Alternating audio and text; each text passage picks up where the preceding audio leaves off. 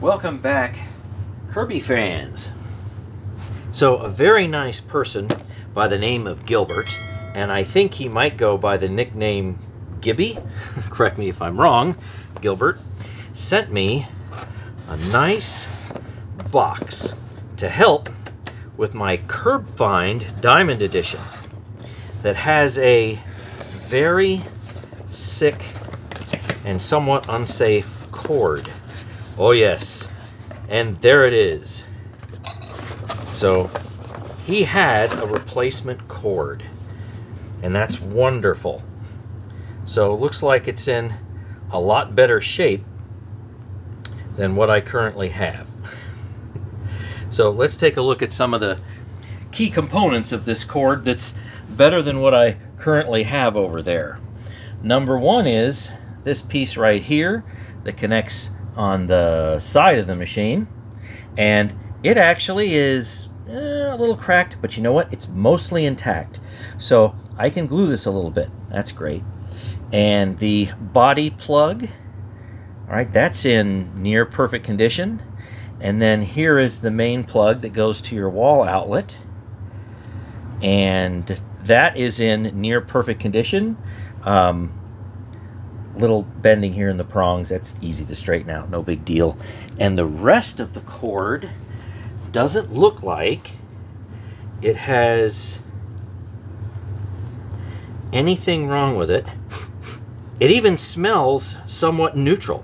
So, oh, I've had some cords that were just so smelly. So yeah, this cord, upon first inspection, will definitely do the trick.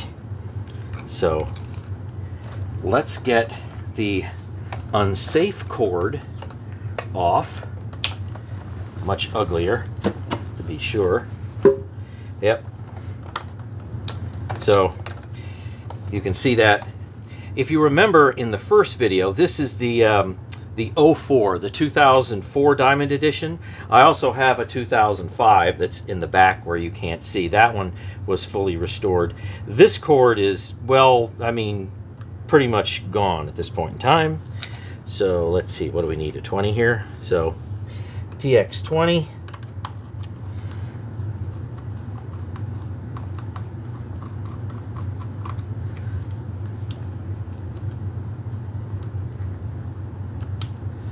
Come on. And let's see, give it a little squeeze. Move it around a little bit. Sometimes these are a little fiddly. You want to be careful though. You don't want to snap any of these pieces off. Then you got to buy another one. Otherwise, your cord would look like that, and it would be subject to probably coming out at some point in time.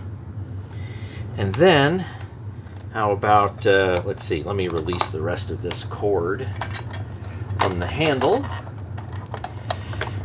Blob there. You know, when a machine gets this old, it can be difficult to find parts. And since Kirby isn't exactly the most forthcoming company with parts, you don't really know what you're going to get. And it definitely may not be color matched. For those people who've gotten a Kirby rebuild, let me know. Let's see, can you see? Oh, you can see that. If you've ever gotten a Kirby rebuilt and the colors came back and they weren't matched. So this is a TX15. It's weird. There's no need to go and have different screw heads for something like this, but that's what Kirby did in their infinite wisdom. So this one had a 20. This one's a 15. They could have made both of them 20s or both of them 15s, I suppose. Now let's see, this one's a 20. That's just kind of weird. All right, now let me pop this up and off carefully. This is a 20-year-old machine. Want to make sure I don't break any of these tabs off. So stand by for another video appearing at some point in time, look how dirty that is, where I do a full teardown and polish of this machine. It's going to look the same as the 2005, but the 2004 certainly needs it. Here's a little piece that I wanted to get off right here. And as you can see, the cord that Gibby sent me has its intact, although it's a little bit cracked. So you know what I'm going to do? Before I install this, I'm going to go ahead and, I'm going to super glue that. I don't think it's going to come off anytime soon, but with a little bit of super glue, I think that'll stay on for as long as it needs to. While those couple of pieces are being glued and or cleaned and or drying outside,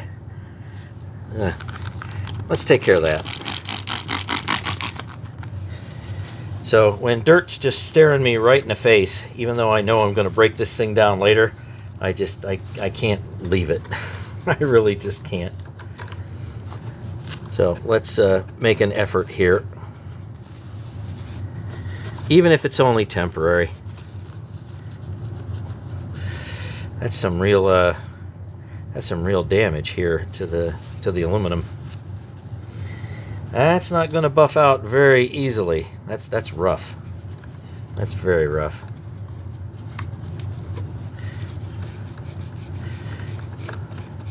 There's another piece I should have taken outside and cleaned while I was at it. We'll get to it eventually. All right, that's a bit more presentable for now.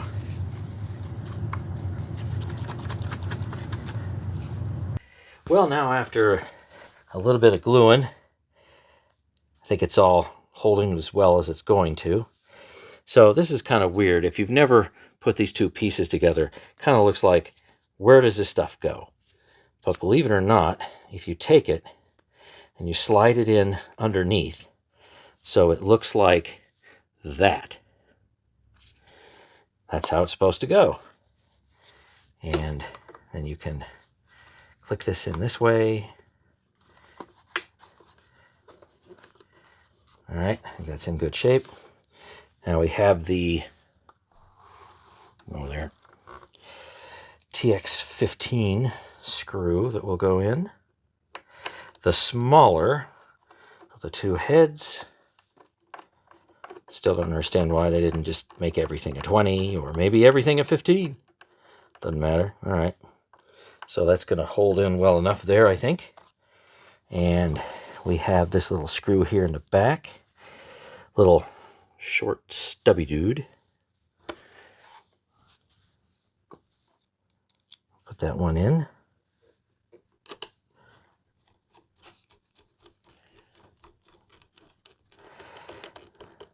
And then we'll go on the side here. This one can be a little tricky.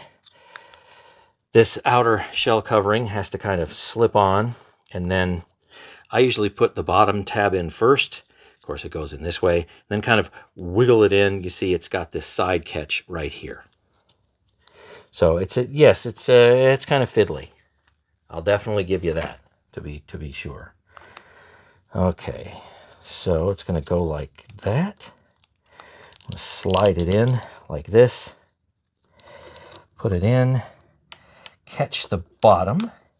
Catch this left side. Give it a little squeeze. I make it look easy, and then I slide it to the back. And that is in. And you know what's so great about this? Now it won't catch the wheel. And that is the most important thing, because I think both of these cords have caught this back wheel. The old one definitely, because it had a spot about this wide where you could see copper, and that's definitely not good. All right, let's finish this out. One handle.